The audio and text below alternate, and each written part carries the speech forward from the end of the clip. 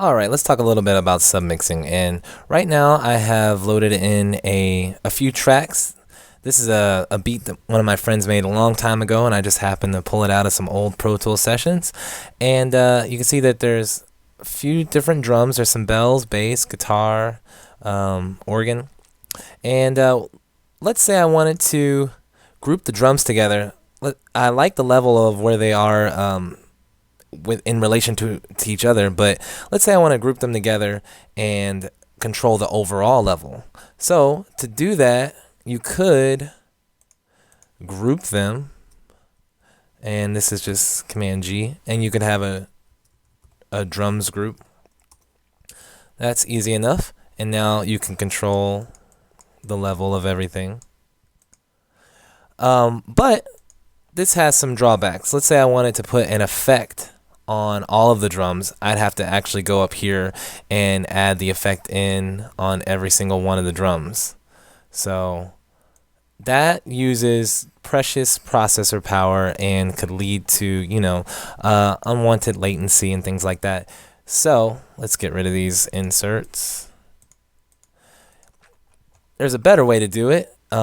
It's called submixing, and let me show you how this works. Okay, so first thing you want to do, we'll actually delete this drum group. Yep, we'll delete.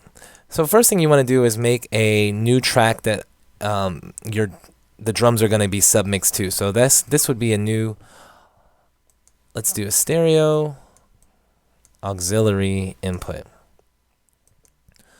Notice it just gets added right after the last highlighted track. So we're going to move it to the end, and let's rename it effects. Okay, so now we need to route the output of these drums into our new effects auxiliary input, and to do that we're going to use something called a bus. And you could just think of a bus as a highway that routes your signal wherever you want it to go. And so to activate this, or to send our signal along this bus, we need to change the output. And we do that by clicking on the audio output path selector.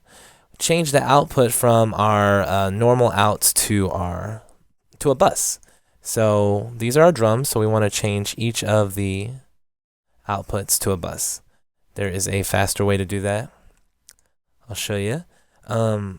If you select the track, you can see that it also gets highlighted over here. So you can either do it like this, select the 3 tracks, or you could do it like this, select the 3 tracks, and it's also, you could also do it like this. Just hold down the shift key and select all 3 at once. So now you want to hold down Option and Shift. This is it's called the Due to Selected modifier. And if I come up here, whatever you do, whatever parameter you change on one track, it'll change it for all of your selected tracks. So I'm going to change this to 3 and 4, and you'll see that it changed all of my selected tracks to 3 and 4. And I'll change it back again. Oh, we don't want that. To 1 and 2.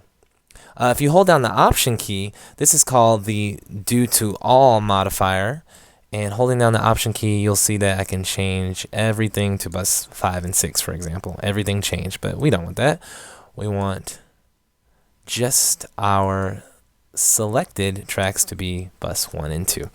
So now that we've done that, we have the signal being sent out. The signal from the 3 drum tracks is being sent out, but it's not being returned anywhere. So in order to get it back into the session, we need to return it into the session. And to do that, we're going to change the input on our auxiliary input effects track to bus 1 and 2. So let's go ahead and do that. All right. Now the signal is being sent out here and returned here into our auxiliary input track. But before we do anything else, I want to go ahead and rename this bus 1 and 2 so I know what it is. So I just right click on the nameplate here and click rename, and I'm going to name this effects. And you'll see that it changes not only the name right here, but it also changes any name that was formerly bus 1 and 2 is now renamed to effects. All right. Let's go ahead and start the track so you can witness the power of submixing. Using the auxiliary input here, we can control the overall volume of these 3 tracks that have been routed to it, which is a lot like a group, but it's different from a group in the sense that we can still control these individually.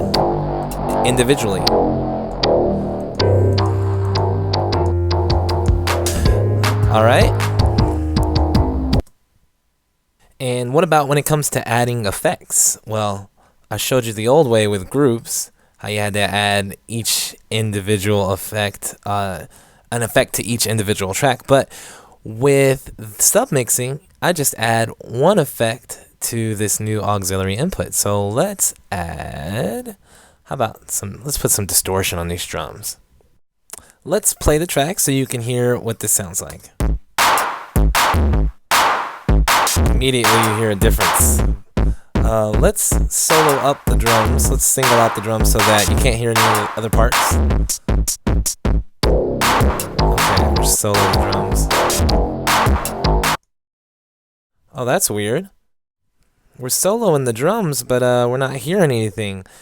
And the reason why that is because all this audio is being routed out into this auxiliary input. So it's not going to the main outs anymore.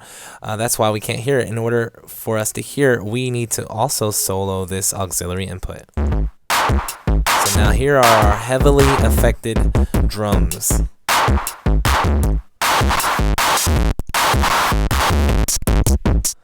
All right. And that's going to save us processing power because we only had to add... Stop that. That's going to save us processing power because we only had to add 1 effect instead of 3. So now is actually a really good time to point out another great feature called Solo Safe Mode. And what this does, if I click the the command key, you see how it grays out this solo button? That means this is always soloed.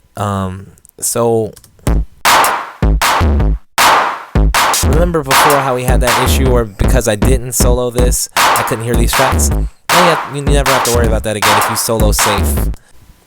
If you solo safe your auxiliary input, which I like to do. And that is a brief introduction to submixing.